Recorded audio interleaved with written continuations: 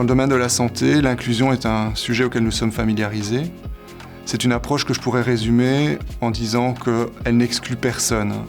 C'est important de pouvoir mettre le patient, l'utilisateur final au centre de la conception, d'avoir une approche qui soit humaniste. Je l'avais résumé précédemment dans le livre d'Assar en disant « Working to define the best healing environment for patients and stakeholders. Architecture like a medical device ». Je pense qu'au-delà de l'aspect esthétique, il est essentiel que les projets hospitaliers aient cette plus-value humaine, hospitalière, c'est-à-dire le caractère accueillant, le caractère bienveillant dans le projet.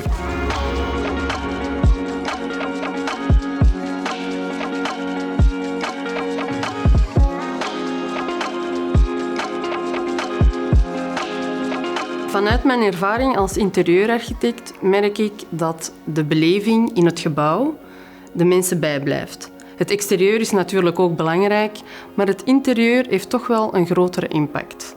Dat is ook zo bij zorginstellingen.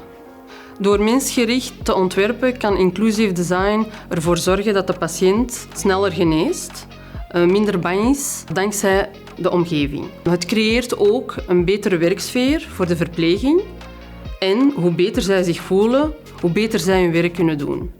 Ook voor rusthuisbewoners willen we een zo aangenaam mogelijk verblijf ontwerpen. Daarvoor passen we nieuwe menselijke tools toe om zo hun laatste levensjaren te helpen ondersteunen. Er is nog zoveel ruimte voor onderzoek naar het welbevinden van de patiënten in de zorg. Als we daarin investeren, kunnen we onze inclusive architecture in de toekomst nog inclusiever maken.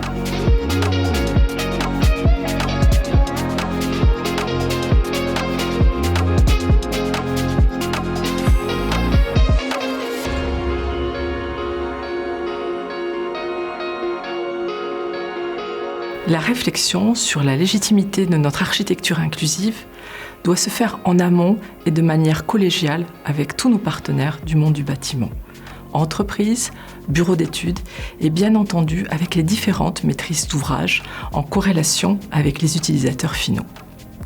Sans cette collégialité, cette ambition ne pourra voir le jour.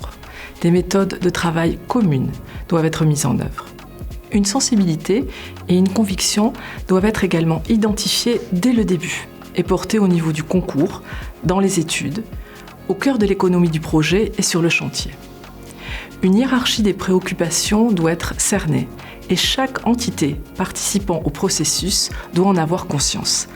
À mon avis, le plus grand travail reste principalement à faire auprès des entreprises où la rentabilité ne doit pas effacer cette approche émotionnelle.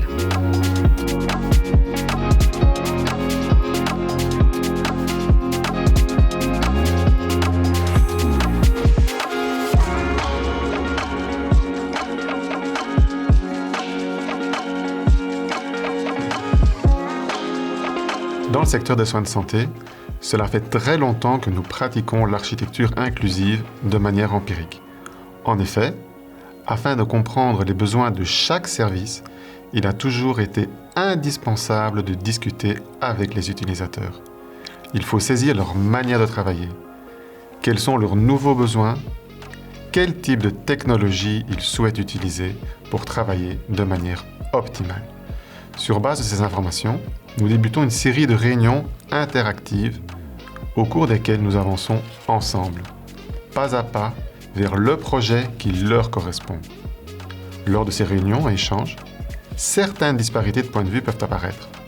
Notre rôle est de les entendre, de les analyser, pour ensuite leur proposer le meilleur compromis. Tous les utilisateurs finaux, médecins, personnel soignant et bien sûr patients, doivent y trouver leur compte.